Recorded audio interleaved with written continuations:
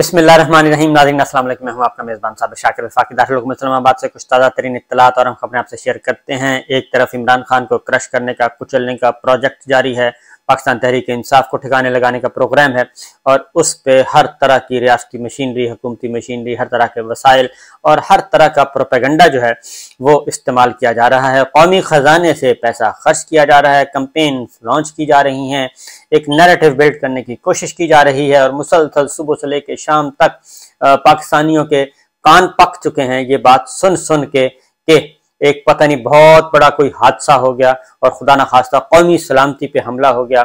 और कौमी सलामती पे हमला नहीं होगा बल्कि पाकिस्तान की सालमियत पे हमला हो गया। और अगर ये वाकया ना होता तो पाकिस्तान बहुत तरक्की याफ्ता ममालिक में शामिल हो जाता और अगर ये वाकया हो गया है तो पाकिस्तान बहुत पीछे चला गया, सदियों पीछे चला गया है।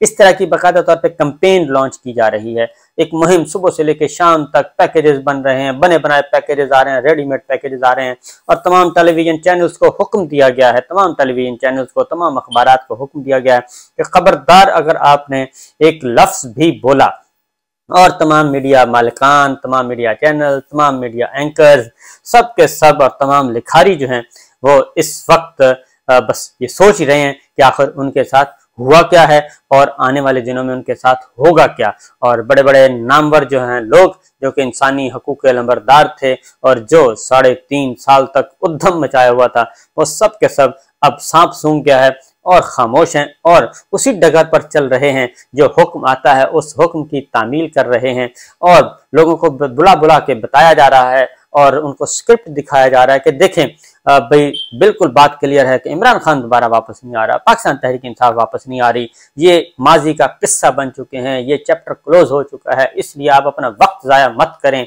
और हमारे साथ ताउन करें, हमारे साथ हमारी मदद करें इस प्रोजेक्ट को कामयाब करवाने के लिए। लेकिन क्या ये प्रोजेक्ट कामयाब होगा या नहीं होगा, ये तो पाकिस्तान की तारीख नहीं बल्कि अक़वाम आलम की तारीख जो है वो भरी पड़ी है कि इस तरह के प्रोजेक्ट्स का सत्यानाश होता है, हशर नशर होता है, ये प्रोजेक्ट्स कामयाब नहीं होते। और ये वक्ती तौर पे, जिस वक्ती तौर पे अगर हो सकता है कोई थोड़ा सा बहुत फ़ायदा भी हो जाए, लेकिन in the long run long term programme, long term नताइज जो हैं वो इंतहाई संगीन आते हैं और फिर उसके बाद चीज़ों को संभाला नहीं जा सकता। अभी भी ये काम जारी है। आज भी जो चौधरी परवेज इलाही साहब अपेयर हुए और चौधरी परवेज इलाही साहब ने दोबारा कहा है कि जनाब डट जाने का वक्त है, डट जाने का वक्त है, डरने का वक्त नहीं है। और उन्होंने कहा कि मैं बिल्कुल जो मर्जी कर लेंगे, जितना मर्जी जुल्म खत्म कर लें, फर्श पे लिटाना है फर्श पे लिटा दें, खाना नहीं देना, दवाई नहीं देनी, कुछ भी ना दें, लेकिन हम पाकिस्तान तहरीक इंसाफ और इमरान खान साहब के साथ खड़े हैं। इसकी वजह क्या है? इसकी वजह, बुनियादी वजह क्यों ये सारे लोग डट गए हैं, चौधरी परवेज इलाही साहब क्यों डटे हैं? इसलिए कि आप लोगों ने उनकी खवातीन को हाथ डाला है, उनके घर के दरवाजे तोड़े हैं, उनके बेडरूम तक पहुंच गए हैं। ये वो वजह है। ये जो नफरत है ये सिर्फ चौधरी परवेज इलाही साहब के एक मामला नहीं है, ये हर नफरत ये हर जगह फैली हुई है और ये नफरत इतनी तेजी से सरायत कर रही है कि आप तसव्वुर भी नहीं कर सकते। ये खवातीन, जितनी भी खवातीन इस वक्त हमारी जेलों में हैं, उन खवातीन का कसूर क्या है? उन खवातीन का कसूर ये है कि वो अपनी आवाज़ आइन और कानून के मुताबिक बुलंद कर रही थीं और ये कसूर है उनका। और वो क्या है? और वो ये है कि वो बता रही थी कि जनाब ये जो रजीम चेंज है, ये जो टोला मुसल्लत किया गया है, उस टोले का किरदार क्या है, उस टोले के बारे में आप लोग 40 साल तक इस कौम को क्या बताते रहे, बंद कमरों में, खुले इजलासों में, खुली ब्रीफिंग में क्या बताते रहे। वो ये सिर्फ ये चंद लोग जो थे वो ये चेहरे बेनकाब कर रहे थे, इसके अलावा और कुछ नहीं कर रहे थे। और इसीलिए यास्मीन राशिद साहिबा, उनका क्या कसूर है? वो एक तरफ ये जो कहते हैं कि जनाब हमने जेलें काटी हैं, वीवीआईपी जेलें थी, वीवीआईपी, उनको हर तरह की फैसिलिटी अवेलेबल थी और वो फैसिलिटी उस तरीके से अवेलेबल थी कि कानो कान गवर्नमेंट को खबर ही नहीं होती थी। इमरान खान साहब समझते थे कि जेलों की हालात बहुत सख्त हैं, हालांकि उनको बेहतरीन सहूलियात वहाँ पे मुयस्सर थी। अब क्या हो रहा है? चौधरी परवेज इलाही साहब के इकबाल चौधरी को गिरफ्तार कर लिया गया, उनके कोऑर्डिनेटर हैं, मीडिया कोऑर्डिनेटर हैं, उनको गिरफ्तार कर लिया गया क्योंकि वो खबरें देते थे, वो खबरें चलवा रहे थे दूसरी जानिब। और ये सारी खबरें आपको कौमी ज़राए अबलाग पे नहीं मिलेंगी। मज़े की बात यह है कि कौमी ज़राए अबलाग पे ये खबरें आपको नहीं मिलेंगी। वहाँ पे ये नहीं बताया जाएगा कि इस्लामाबाद हाई कोर्ट में क्या कौन सा मुकदमा था और उसमें क्या रिमार्क्स आए। मैं आपको बता देता हूं कि क्या रिमार्क्स आए कि जो लोगों को उठाया जा रहा है और उसमें किसको नोटिस इशू किया गया है। चौधरी परवेज इलाही साहब के एक दोस्त हैं ख्वाजा वकार साहब, उनको भी इहाता अदालत से गिरफ्तार कर लिया गया। इकबाल चौधरी को भी इहाता अदालत से गिरफ्तार कर लिया गया और गुजरांवाला पुलिस परवेज इलाही के मीडिया कोऑर्डिनेटर को लेकर सेशन कोर्ट पहुंच गई। ये सारे काम इसलिए किए जा रहे हैं। अब इंसदादे दहशतगर्दी की अदालत का पहले हाल सुन लें। उन्होंने ये 9 मई के वाक़े में मुलव्वस शरपसंदों की शिनाख्त हो गई है और जिना हाउस में तोड़फोड़ में मुलव्वस 89 मर्द और 13 खवातीन की शिनाख्त हुई है। 102 अफराद जिना हाउस हमला केस में और 9 मई के वाक़यात में मुलव्वस हैं। गिरफ्तार मुलजमान की शिनाख्त जेल में मजिस्ट्रेट की मौजूदगी में ये पुलिस बता रही है। 13 खवातीन में खदीजा शाह भी शामिल हैं, सनम जावेद हैं, आलिया हमजा हैं, हुमा हैं, माहा हैं, इरम हैं, आयशा हैं, मसूद हैं, तैयब राजा, खदीजा मुमताज और मरियम भी खवातीन में शामिल हैं। शिनाख्त में शामिल होने वाले 89 मर्द और 13 खवातीन के जिस्मानी रिमांड की इस्तदा की जाएगी जी। और 126 जो है मुलजमान को पेश किया गया और 24 को रिहा किए जाने का इम्कान है। अब ये जो खवातीन पे इल्जाम लगाया वो खवातीन कल बता चुकी हैं, ओपनली बता चुकी हैं कि जेल में उनको बताया जा रहा है कि आपको मरियम साहिबा ने गिरफ्तार करवाया है और इसके अलावा आपका कोई कसूर नहीं है।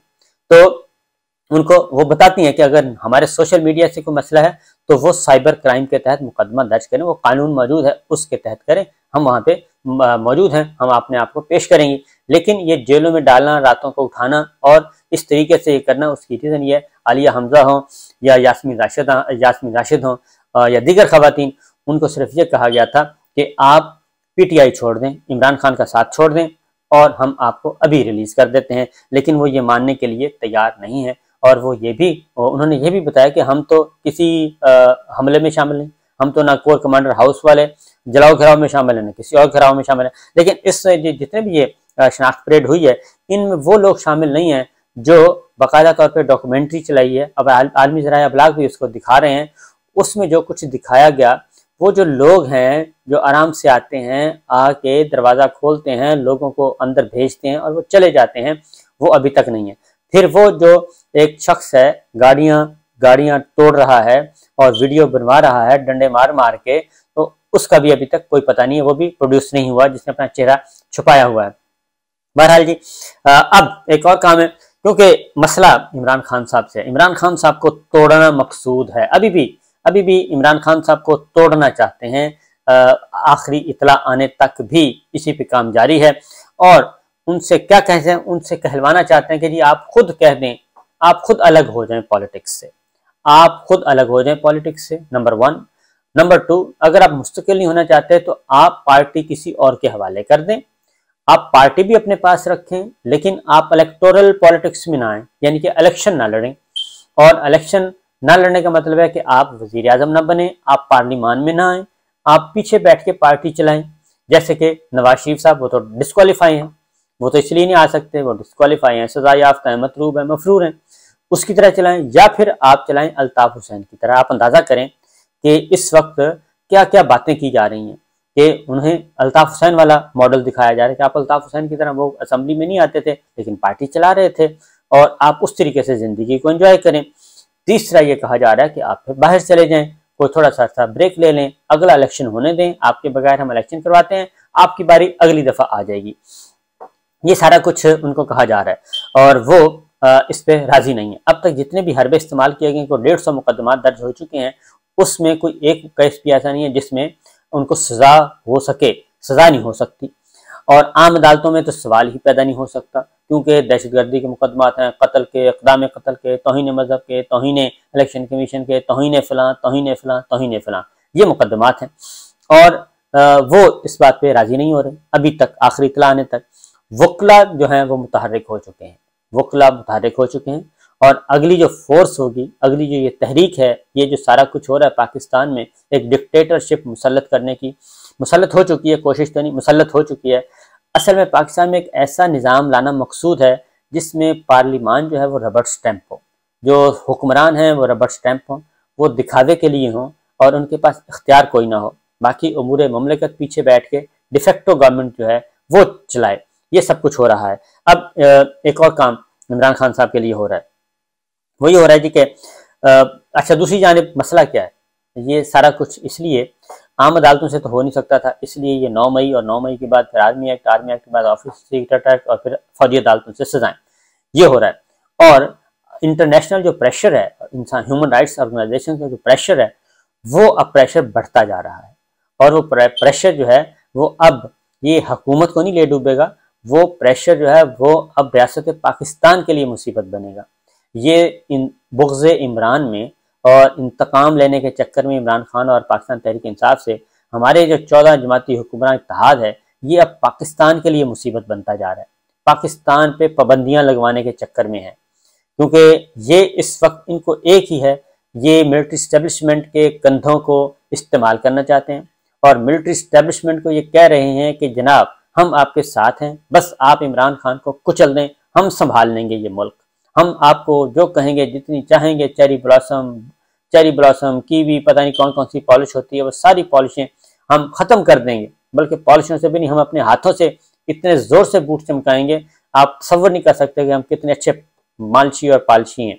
ये यहाँ तक कहा जा रहा है।